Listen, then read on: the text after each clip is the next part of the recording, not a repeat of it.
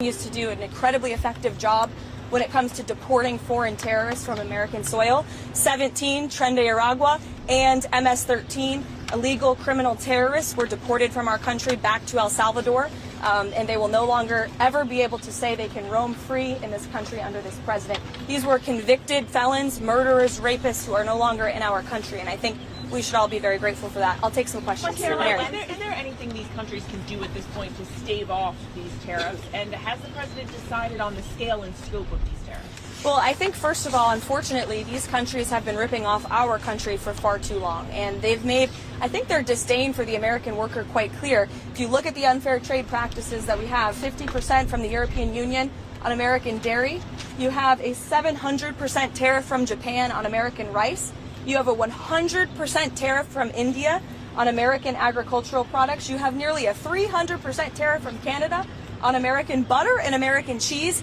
This makes it virtually impossible for American products to be imported into these markets, and it has put a lot of Americans out of business and out of work over the past several decades. So it's time for reciprocity, and it's time for a president to take historic change to do what's right for the American people, and that's going to take place on Wednesday. And what about the scope of them? He said yesterday he would be more generous.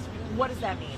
I will let the president make the announcement on Wednesday, but it's certainly going to ensure that there's reciprocity and the American people are treated fairly. Has the president determined how many countries are going to see these reciprocal tariffs? Again, I'll let the president get into the specifics of the announcement, but he has a brilliant team of trade advisors. You have Secretary Bessent, Secretary Lutnick, Jameson Greer, our U.S. Trade Representative, Peter Navarro, of course, and Kevin Hassett here at the White House, Stephen Miller as well. The Vice President has been deeply involved in these conversations.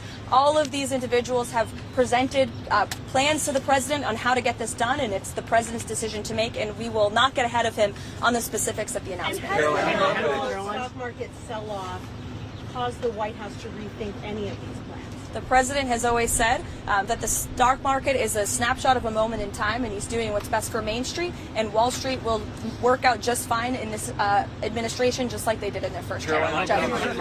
As you said last week, Karoline, you said there would be an investigation or a review into how Jeffrey Goldberg's number got on that group chat. What's the status of that review, and what is the status of National Security Advisor Mike Waltz? As the president has made it very clear, Mike Waltz continues to be an important part of his national security team, and this case has been closed here at the White House as far as we are concerned. There have been steps made to ensure that something like that can obviously never happen again.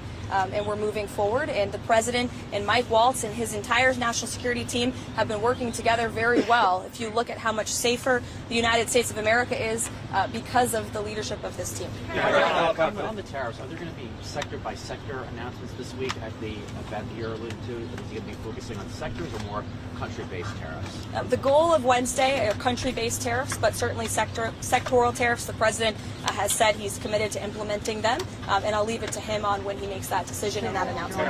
Sure. Does President Trump still plan to talk to President Putin this week, and if so, when?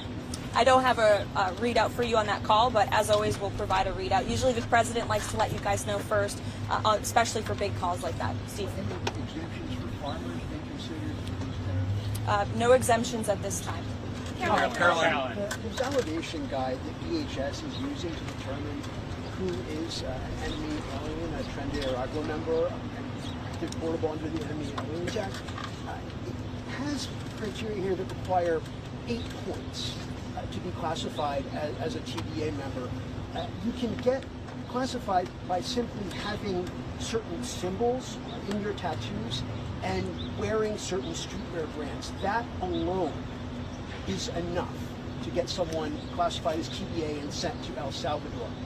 That's not true, actually, Andrew. According to this document, it is. No, according to the Department of Homeland Security and the agents, have you talked to the agents who have been putting their lives on the line to detain these foreign terrorists who have been terrorizing our communities? TDA is a vicious gang that has taken the lives of American women, and our agents on the front lines take deporting these people with the utmost seriousness, and there is a litany of criteria that they use to ensure that these individuals qualify as foreign terrorists, and to ensure that they qualify for deportation. And the president made it incredibly clear to the American public that there would be a mass deportation campaign of not just foreign terrorists, but also illegal criminal aliens who have been wreaking havoc on American communities. And shame on you and shame on the mainstream media for trying to cover for these individuals who have. This is a vicious gang, Andrew. This is a vicious gang that has taken the lives of American women. The government filed in court, which says all. And you said yourself there are 8 criteria on that document. They need 8 points. And you are questioning the credibility of these agents who are putting their life on the line to protect your life and the life of everybody in this group and everybody across the country.